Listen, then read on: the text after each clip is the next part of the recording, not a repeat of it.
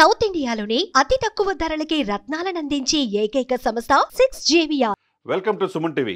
హైదరాబాద్లో ప్రజల రక్షణ కోసం 1.5 కోటి మంది జనాభా ఉన్నారు. ప్రపంచవ్యాప్తంగా హైదరాబాద్లో నివసిస్తూ ఉన్నారు.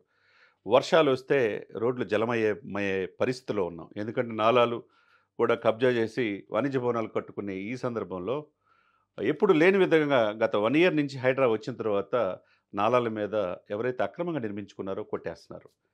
Rule is rule, rule for all అని వాళ్ళు నాలాలని, చెరువుల్ని, పార్కుల్ని ఆక్రమించుకున్న వాళ్ళని తన మన అనే భేదం లేదు. అధికార పక్షం ప్రతిపక్షం అనే తేడా లేదు.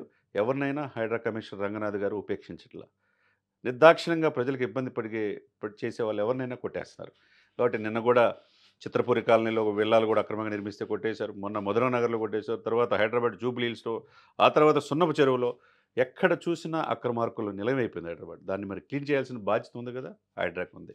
మరి అదే హైడ్రా ఇప్పుడు ఈ మాన్సూన్కి బృందాలను ఏర్పాటు చేసింది. దాదాపు 1800 మందితో ఈ యొక్క వరద విపత్తులు వచ్చినప్పుడు ఇమ్మీడియట్గా క్విక్ రెస్పాన్స్ బృందాలుగా ఈ హైడ్రా ఆధ్వర్యంలోనే పనిచేస్తాయి.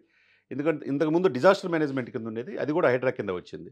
జిహెచ్ఎంసీలో పోలీస్ శాఖలు కూడా హైడ్రాకే. ఎందుకంటే హైడ్రా సమర్థవంతంగా పనిచేస్తుంది కాబట్టి దానికి అప్పచెప్పినట్టుగా మనకు స్పష్టంగా కనపడుతుంది.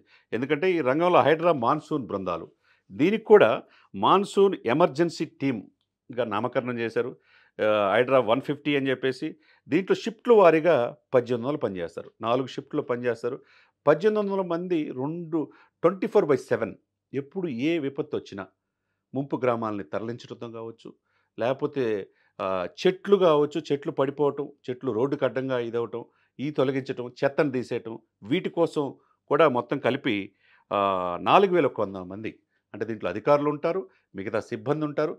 4100 మందిని ఎలకేట్ చేశారంటే హైడ్రా ఎంత బాధ్యత తెలంగాణ ప్రభుత్వం అప్పచెప్తుందో దాన్ని చూడాలి. ఎందుకంటే సమర్థవంతమైన పనితీరు వల్ల హైడ్రా పోలీస్ స్టేషన్స్ వచ్చినాయి, హైడ్రా డిజాస్టర్ మేనేజ్మెంట్ బృందాలు వచ్చినాయి, హైదరాబాద్ సరౌండింగ్ని ప్రభుత్వ ఆస్తులను సంరక్షించే విధంగా 24/7 పనిచేస్తున్నాయి. రంగనాథ్ గారు నిరంతరం పర్యవేక్షణ చేస్తున్నారు.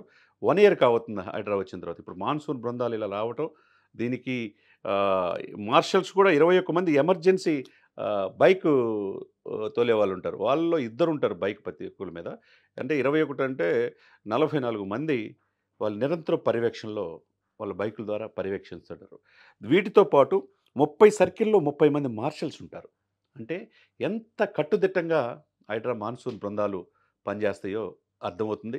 కాబట్టి సగటు మానవుడికి, హైదరాబాద్లో నివసించే ప్రతి పౌరుడు రక్షణే మా బాధ్యత. ఎటువంటి విపత్కరమైన పరిస్థితులు వచ్చినా, ప్రకృతి కోపానికి గురైన, విపరీతమైన వరదలు, తుఫాన్లు వచ్చినా అన్నిటి నుంచి రక్షించడానికి హైదరాబాద్ సరౌండింగ్ మొత్తం ప్రజలందరికీ మేము ఉన్నామనే భరోసా హైడ్రా ఇవ్వగలుగుతుంది.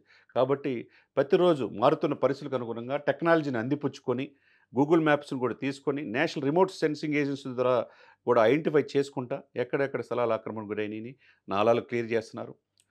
అన్ని కూడల్లో ట్రాఫిక్కి విపరీతమైన ఇబ్బంది హైదరాబాద్ ఉంటుంది. అది లేకుండా క్లియర్ చేసే బాధ్యత హైడ్రా తీసుకుంది. కాబట్టి ఈ మాన్సూన్ బృందాలు, ఈ మార్షల్స్ కావచ్చు, ఈ 4000 మంది సిబ్బంది కావచ్చు, వీటితో పాటు 1800 మంది షిఫ్ట్ వారుగా పనిచేసే మాన్సూన్ ఏదైతే emergency team, HYDRAA monsoon emergency team చేస్తున్న చొరవ, రంగనాథ్ గారు ఈ యొక్క హైడ్రా పనితీరుని మెరుగుపరిచే విషయంలో ఆయన చూపిస్తున్న చొరవని అందరూ కూడా అధికార పక్షం ప్రతిపక్షాలను కాకుండా ఇది హైదరాబాద్కి కావాల్సింది. హైదరాబాద్ రక్షించుకోవడానికి ఇన్నాళ్ళకి హైడ్రా అనే సంస్థ ముందుకు వచ్చిందని చెప్పి అందరూ హైడ్రాని ప్రశంసిస్తున్నారు.